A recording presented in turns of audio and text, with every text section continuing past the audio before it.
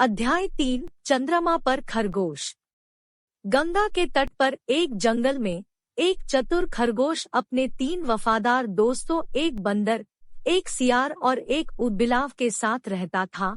उदारता के गुणों से गहराई से प्रेरित होकर वे सभी दान के सर्वोच्च कार्य करने के इच्छुक थे।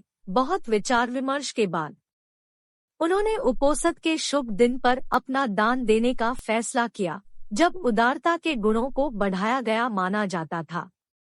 उपोषद के दिन मित्र प्रसाद की तलाश में निकल पड़े। ऊदबिलाव गंगा के तट के पास 7 जीवंत लाल मछलियों के पास आया और तेजी से उन्हें अपने निवास स्थान पर वापस ले आया।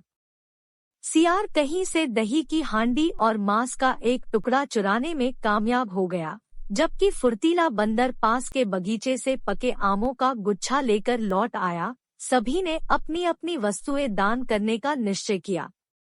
हालांकि खरगोश बुद्धिमान और समझदार होने के नाते अपने स्वयं के दान की प्रकृति पर विचार करता था। घास और पत्ते उसका सामान्य भोजन प्राप्तकर्ता की जरूरतों को पूरा करने के लिए अपर्याप्त लग रहा था।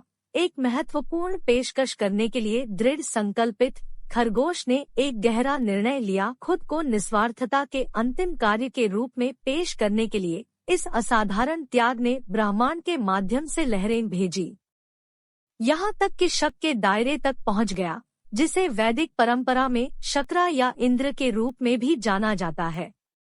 इस असाधारण घटना के बारे में उत्सुक साका ने स्वयं एक साधु भिक्षु का रूप धारण किया और 4 दोस्तों के घरों में उनके दान के कार्यों का परीक्षण करने के लिए उद्यम किया। ऊदबिलाव, सियार और बंदर ने उत्सुकता से क्रमशः मछली, मांस, दही और आम का दान दिया।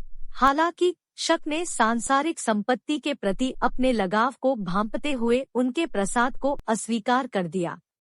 साका ने खरगोश की ओर मुड़कर विनम्रतापूर्वक उसके दान के कार्य के लिए अनुरोध किया। अटूट दृढ़ संकल्प से भरे खरगोश ने अत्यधिक बलिदान के संकेत के रूप में एक जलती हुई अंगूठी में कूदकर अपने स्वयं के मांस का बलिदान करने का प्रस्ताव रखा। ऐसा करने से पहले उसने यह सुनिश्चित करने के लिए अपने फर को 3 बार हिलाया कि उसके फर के भीतर शरण लेने वाले छोटे जीवों को आंख से कोई नुकसान न हो। अनुग्रह और साहस के साथ वह धधकते अखाड़े में कूद गया। साका के विस्मय के लिए आग ने खरगोश को कोई नुकसान नहीं पहुंचाया। यह कोई साधारण आग नहीं थी, बल्कि खरगोश के गुणों का परीक्षण करने के लिए बनाया गया एक जादुई जाल था। खरगोश के इस असाधारण कार्य से सम्मोहित साका ने उसकी असीम उदारता की प्रशंसा की।